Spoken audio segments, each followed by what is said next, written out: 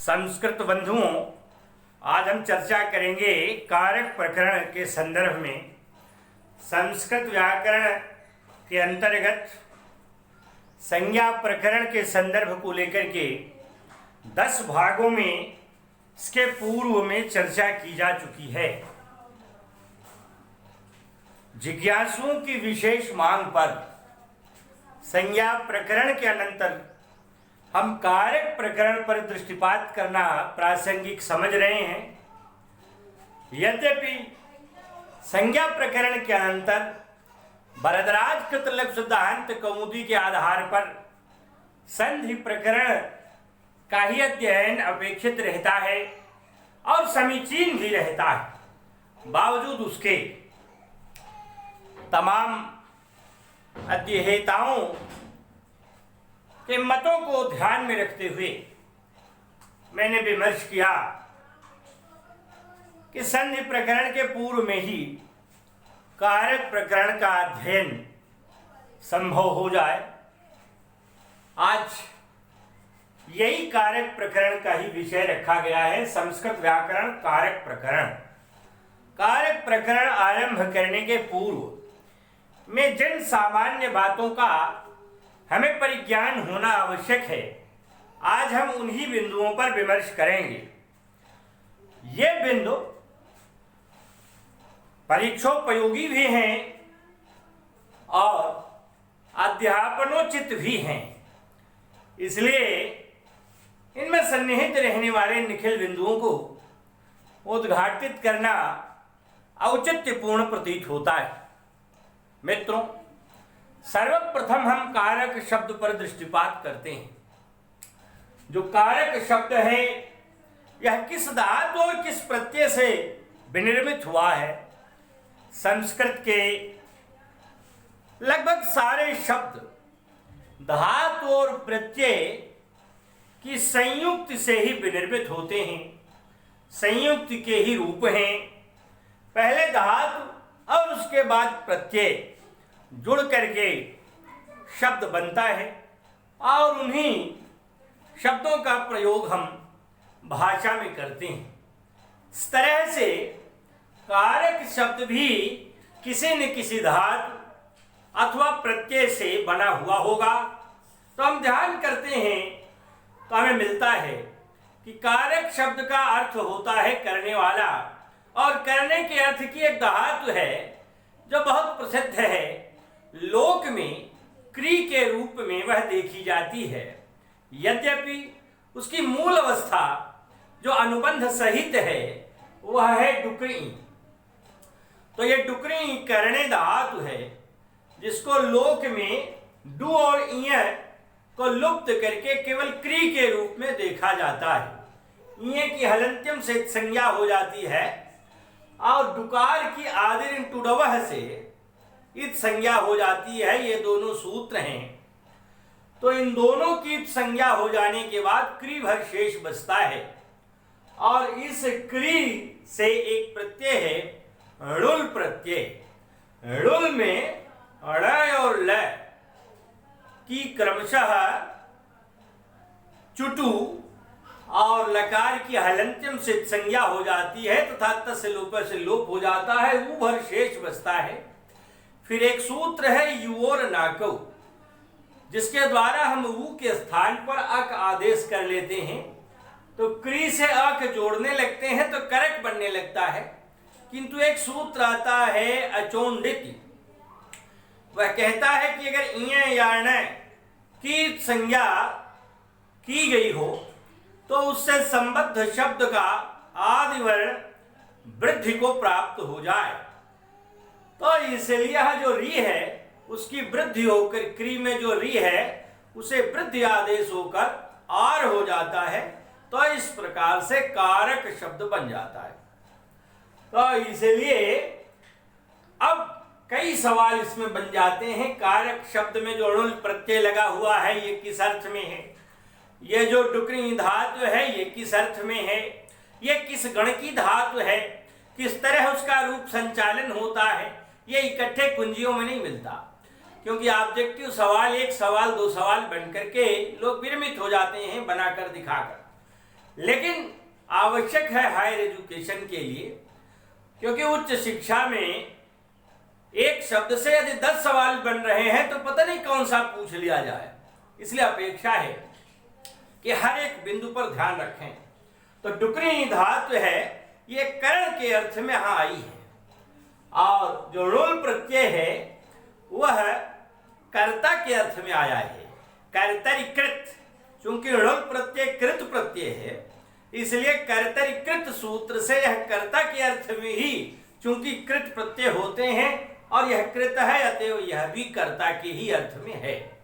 तो डुकरी करणे धातु से कर्ता अर्थ में णुल प्रत्यय लगा। तो अब सवाल पूछा जाए, कारक में जो प्रत्यय लगा है वह किस अर्थ में? प्रत्यय का नाम नहीं दिया।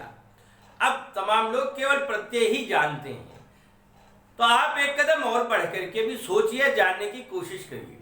तो णुल प्रत्यय कर्ता के अर्थ में लगा, णुल के ऊ को यू और ना को सूत्र से अक आदेश हो गया, अचोन्नति सूत्र से आदेश की वृद्धि हो गई, कारक शब्द बन गया। यह जो डुकरी करणे धातु है किस गण की है? 10 गणों में धातुओं का आवंटन हुआ है, उनमें एक तनादि गण भी है, और तनादि गणी धातु का यह रूप है। यह जो डुकरी करणे धातु है तनादि गणी, यह उभयपदी है, माने परस्मयी पद में भी इसके रूप चलते हैं और आत्मनेपदी में भी चलते हैं, इसलिए यहाँ माने उभयपदी, ये अर्थ विन्यस्त है।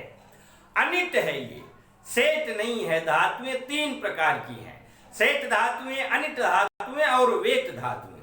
जिनमें इट का आगम होता है वे सेठ हैं, जिनमें इट का आगम नहीं होता वे अनिट हैं, और जिनमें यह विकल्प से होता है वे वेट हैं। तो यह धातु अनिट है, तो इसीलिए यहाँ पर ई का आगम बीच में नहीं दिखाई पड़ता। जैसे पठ धातु में अक्ता लगाते हैं तो पठित बनता है, किंतु क्री में अक्ता लगाते हैं तो करित नहीं बनता, कृत बनता है। तो इसलिए ध्यान रखेंगे। तो डुकरी करणे धातु जो तनादि गणी है, उभयपदी है, अनिट है, इससे कर्ता के अर्थ में णुल नाम का प्रत्यय जुड़ जाता है, आदेश की वृद्धि हो जाती है और कारक शब्द बन जाता है। अब ये जो कारक शब्द बना ये कृदंत है, किंतु पद नहीं है। पद बनाने के लिए हम सुप्रत्यय भी लगाएंगे, तब भाषा में उसका प्रयोग होगा, क्योंकि भाषा में अपदम न प्रयुंजीत, जो पद नहीं है हम उनका प्रयोग नहीं कर सकते, इसलिए हमें ध्यान रखना होगा। तो इसलिए जो सुप्रत्यय है उनकी संख्या 21 है, ये बात संज्ञा प्रकरण में बताई जा चुकी है। तो जो ये 21 प्रत्यय हैं उनमें किसी भी विभक्ति और वचन का प्रत्यय हम लगा सकते हैं, किंतु प्रायः प्रथमा विभक्ति एक वचन का प्रत्यय सु जोड़ दिया जाता है, तो उसके सु के लग जाने से कारक शब्द में जो नवनिर्माण होता है उसे हम पद कहते हैं, और फिर उसका भाषा में बराबर प्रयोग करते हैं। तो अब जो कारक शब्द है उसमें सु लगाते हैं तो सकार को रुत्व विसर्ग कर देते हैं, इसकी एक प्रक्रिया है। उस प्रक्रिया पर हम विशेष रूप से नहीं जाना चाहते, क्योंकि जो हमें मुख्य बात करनी है वह कारक के संबंध में करनी है, किंतु एक झटके में देख सकते हैं। सुकार में ऊंकार होता है, कहते हैं सु लेकिन होता है सु, क्योंकि यहाँ आधा कटा विसर्ग उसके ऊपर चढ़ी होती है बिंदी, जिसे अनुनासिक कहते हैं। इसी अनुनासिक की उपदेशित अनुनासिक से संज्ञा हो जाती है, तस्य लोप से लोप हो जाता है, बचता है स, और जब स होता है तो ससज सोरू से उसे रू आदेश होता है। रू के ओंकार की उपदेशित अनुनासिक से संज्ञा तस्य लोप से लोप, बचता है र, खर वसारे और विसर्जनीय से इसे विसर्गादेश हो जाता है, तो रूप बन जाता है कारक। ये कारक है शब्द पुल्लिंग में व्यवहृत होता है। स्त्रीलिंग में कारक शब्द से अजाद्यत स्टाप से टाप प्रत्यय लाते हैं, आ लाते हैं जैसे ही तो कारका बनता, किंतु भाषा पहले बनी है, व्याकरण बाद में बना है। तो ककार से पूर्ववर्ती अकार को इकारादेश करने के लिए एक सूत्र आता है, प्रत्यय स्थातकात् पूर्वस्यादिदाप्य सुपा। यह कहता है कि ककार के पूर्ववर्ती अकार को इकारादेश हो जाए, तो इस आधार पर यहाँ कारका से कारिका बन जाता है। इसी प्रकार से हारिका, चारिका, वत्सिका, मूषिका, बालिका आदि तमाम शब्द विनिर्मित होते हैं, तो इसलिए यहाँ कारका के बजाय कारिका बन जाता है। नपुंसक लिंग में हम सु को हम आदेश कर देते हैं, तो अतोम से अम आदेश हो जाता है और पूर्व रूप होकर के कारकम शब्द बनता है। और फलम की तरह इसका रूप चलता है कारकम कारके कारकाण, और रमा की तरह कारिका का रूप चलता है कारिका कारिके कारिका, सातों विभक्तियों के सभी वचनों में। और राम की तरह कारक का रूप चलता है कारकः कारकौ कारका। ये कारक शब्द की निष्पत्ति है। तो इसलिए अब इससे 10 से ज्यादा सवाल बन सकते हैं, तो इसलिए विशेष रूप से इस पर ध्यान रखें। अब अर्थ क्या हुआ? चूंकि ऋणुल जो प्रत्यय लगा है यह वाला अर्थ दे रहा है, कर्ता अर्थ दे रहा है, इसलिए कारक शब्द का अर्थ है करने वाला। इसको यहां लिख दिया कारकम। जो टेक्निकल है संस्कृत व्याकरण के लिए यह शब्द, यह क्या अर्थ देता है? क्योंकि करने वाला ये तो सामान्य अर्थ दे रहा है, किंतु व्याकरण शास्त्र में इसका क्या अर्थ किया गया है उस पर हमें ध्यान देना है। उसका जो टेक्निकल अर्थ है वह है क्रियान्वयित्वम कारकत्वम।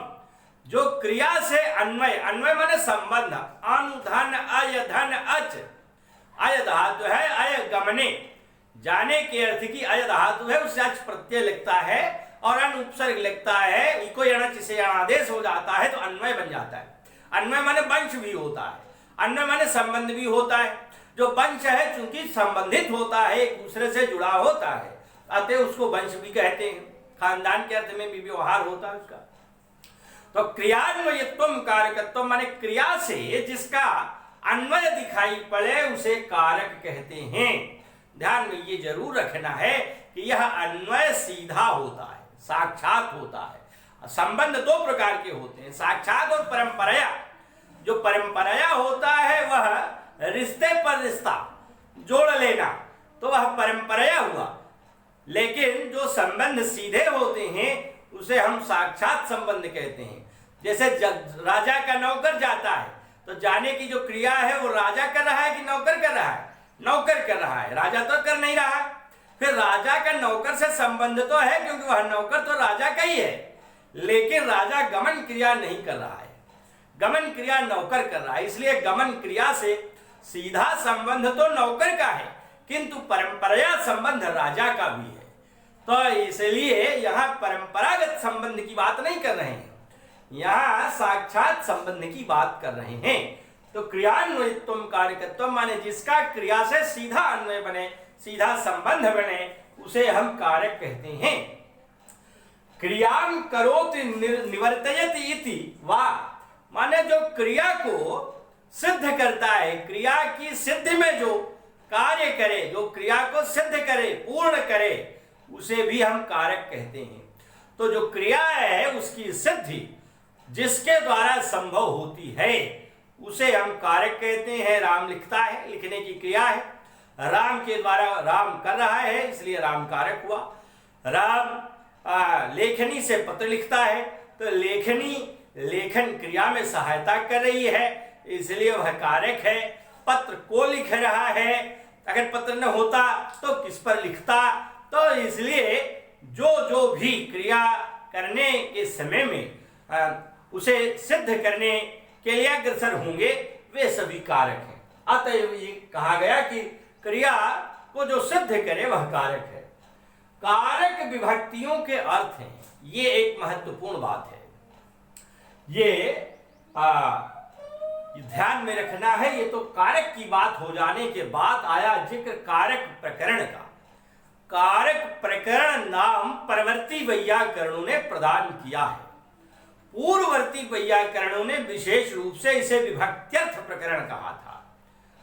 विभक्ति धन अर्थ विभक्त्यर्थ, ये प्रकरण इसको नाम दिया गया था। विभक्ति का जो अर्थ है, विभक्तियों की जो अर्थ है उन्हें हम कारक कहते हैं। ये एक महत्वपूर्ण सवाल है। माने विभक्तियां जिन्हें व्यक्त करती हैं वे कारक हैं, विभक्तियां व्यक्त करने के चिन्ह हैं। तो विभक्तियां प्रतीक हैं, चिन्ह हैं, और जो कारक हैं वे उनके अर्थ हैं। इसलिए विभक्ति और अर्थ दो शब्दों को जोड़ करके इको यणचि का प्रयोग करके विभक्त्यर्थ शब्द बना है। तो विभक्त्यर्थ माने विभक्तियों का अर्थ, और विभक्तियों का अर्थ कारक है। यही बात यहाँ लिखी गई है, कारक विभक्तियों के अर्थ हैं? ये सवाल हायर एजुकेशन के लिए बहुत महत्वपूर्ण है, इंटरव्यू के लिए बहुत महत्वपूर्ण है, ध्यान रखिएगा। तो इसलिए विभक्तियों का जो अर्थ है वह कारक है। तो फिर विभक्तियां क्या हैं? विभक्तियां उसके प्रस्तुतिकरण के चिन्ह हैं, ये लिख दिया गया, कारकों के प्रस्तुतिकरण के चिन्ह के रूप में। जो बात मैं कह रहा हूं ज्यादातर मैंने लिख दिया है, इसलिए कि भूल न हो तो आपके सामने भी ये रहे। तो इसलिए कारकों के प्रस्तुतिकरण के जो चिन्ह हैं उन्हें हम विभक्तियां कहते हैं। तो इसलिए जो विभक्त्यर्थ प्रकरण था वही बाद में कारक प्रकरण कहा जाने लगा। ऐसा क्यों हो गया? विभक्त्यर्थ प्रकरण ही रखते, कारक प्रकरण क्यों कर दिया गया? एक न्याय जिसे कहते हैं छत्र न्याय, छत्र न्याय के आधार पर लोगों ने विभक्त्यर्थ प्रकरण को कारक प्रकरण कह देना ज्यादा उचित समझा। जैसे छातेधारी जा रहे हैं, 10 लोग जा रहे हैं, उनमें 8 लोग छाता लिए और 2 आदमी बिना छाता वाले भी हैं, साथ में जा रहे हैं। दूर से देखने वाले जो दृष्टा हैं वे कह देते हैं कि भाई छातेधारी जा रहे हैं, छाते वाले जा रहे हैं। तो यहाँ सब छातेधारी नहीं है, केवल 8 ही लोग हैं, 2 लोग नहीं हैं, फिर भी ये कह दिया जाता है। और जिन 2 के पास छत्र नहीं है वे भी तदंतर्गत ही आ जाते हैं, उसी के अंतर्गत परिगणित हो जाते हैं। तो इसलिए ये बना है छत्र न्याय। कुल विभक्तियों की संख्या 7 है, जिनमें 6 कारक हैं। षष्ठी विभक्ति कारक नहीं है, क्योंकि इसका क्रिया से साक्षात संबंध नहीं बनता, बल्कि परंपरा संबंध बनता है। जो उदाहरण अभी बताया कि राजा का नौकर जा रहा है, तो गमन क्रिया से राजा भी जुड़ा है, नौकर भी जुड़ा है, लेकिन नौकर साक्षात जुड़ा है जबकि राजा परंपरा जुड़ा है। तो इसलिए क्योंकि एक सीरियल है, माने नौकर के माध्यम से राजा तक हम पहुंच रहे हैं, तो इसलिए ये परंपरा संबंध राजा का गमन क्रिया से हुआ। तो इसलिए षष्ठी में यही होता है, क्योंकि उसका चिन्ह है का की के, राजा का नौकर जा रहा है, तो का से जुड़ा है राजा नौकर के साथ। तो इसलिए मुख्य रूप से तो गमन जो क्रिया है वह नौकर कर रहा है। तो इसलिए का की के अर्थात षष्ठी के साथ जुड़ाव राजा का है, और वह सीधा क्रिया नहीं कर रहा है, सीधे क्रिया से जुड़ा नहीं है, अतएव षष्ठी विभक्ति को कारक नहीं मानते। तो षष्ठी विभक्ति को कारक नहीं स्वीकार किया जाता, किंतु बाकी की सारी विभक्तियां कारक हैं, इसलिए 7 में से 6 विभक्तियां कारक हैं। अब विभक्त्यर्थ में तो सारी विभक्तियां आ जाती, किंतु विभक्त्यर्थ कहने के बजाय ये लोगों को लगा कि विभक्तियों के अर्थ को हम कहना चाहते हैं, तो सीधे उस अर्थ का ही नाम क्यों न ले लें। तो उस अर्थ का नाम कारक है, इसलिए कारक को ही क्यों न कह लें। किंतु एक समस्या उठी कि सारे विभक्ति अर्थ माने सारी विभक्तियों के अर्थ कारक नहीं है, एक षष्ठी उसमें छूटी है, तो फिर कारक कैसे कहें। तो इसलिए छत्र न्याय का सहारा लिया गया कि छत्र न्याय के आधार पर हम चूंकि 6 विभक्तियां कारक हैं, इसलिए हम षष्ठी विभक्ति को भी उसी के अंतर्गत अधीत कर लेंगे। तो इसलिए ये सवाल पूछा जाता है, ये भी बहुत महत्वपूर्ण है, परीक्षोपयोगी है, और आज के प्रतिस्पर्धा जगत में ये अत्यंत महत्वपूर्ण है। तो छत्र न्याय के द्वारा इसे कारक प्रकरण कहते हैं। एक प्रकरण और कहते हैं सुमर्थ प्रकरण।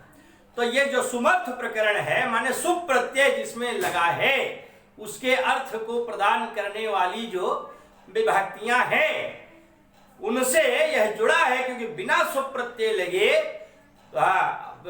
कोई प्रथमा द्वितीया तृतीया चतुर्थी आदि विभक्तियों का निर्माण ही संभव नहीं है, और उनके माध्यम से जो कारक की व्यंजना है वह ही संभव नहीं हो सकती। अतएव यह आवश्यक है उसमें सुप का सन्निवेश हो, तभी वह पद कहलाएगा और तभी वह कारक के अंतर्गत सम्मिलित होगा। तो अतएव इसे सुमर्थ प्रकरण भी कहते हैं। कभी कभार यह भी एक सवाल पूछा जाता है, ध्यान रखिएगा कि यहाँ सुप की बात की गई है, तिंग की बात नहीं की गई है, जबकि विभक्तियों के अंतर्गत दोनों आते हैं, इसलिए सूत्र है विभक्तिश्च। विभक्तिश्च सूत्र कहता है सुप और तिंग दोनों की ही विभक्ति संज्ञा हो, किंतु कारक प्रकरण के अंतर्गत तिंग का ग्रहण नहीं किया गया है, क्योंकि उसका ग्रहण तिंगंत प्रकरण में कर दिया गया है। इसलिए यहाँ केवल सुप प्रत्यय के ग्रहण से ही कारक का तात्पर्य है, अतएव इसे सुबर्थ प्रकरण ही कहते हैं, तिंगर्थ प्रकरण नहीं कहते, ये ध्यान में रखिएगा। ये जो कारक प्रकरण के अंतर्गत आने वाली विभक्तियां हैं, ये कितने रूपों में दिखाई पड़ती हैं? 7 तो उसके स्थूल रूप हैं, किंतु उन 7 विभक्तियों में व्यवहृत होने वाले जो कानून हैं, नियम हैं, अर्थात सूत्र हैं, उनमें जो पद्धतियां हैं वे कितनी हैं? तो वे 3 पद्धतियां दिखाई पड़ती हैं, कारक विभक्ति, उपपद विभक्ति और विशेष शब्दार्थ विभक्ति। ये ध्यान रखिएगा, क्योंकि ये कई बार सवाल पूछा जाता है। अब ये तो प्रश्न प्रस्ताव पर निर्भर है कि वह किस स्तर का है या किस स्तर के प्रश्न पूछता चाहता है।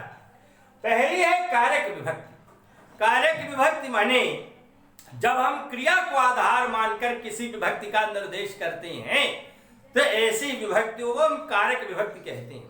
प्रायः सर्वाधिक मात्रा में कारक विभक्तियां ही हैं, अर्थात क्रिया को आधार मानकर ही इसमें यह विभक्ति होती है, ऐसा निर्देश किया गया है। इसलिए प्राधान्येन व्यपदेशाः भवन्ति। इस परिभाषा के आधार पर केवल इसका नाम कारक प्रकरण ही रख दिया गया है, अन्यथा कारक के साथ साथ उसमें उपपद विभक्तियां भी हैं और विशेष शब्दार्थ विभक्तियों के भी सूत्र हैं।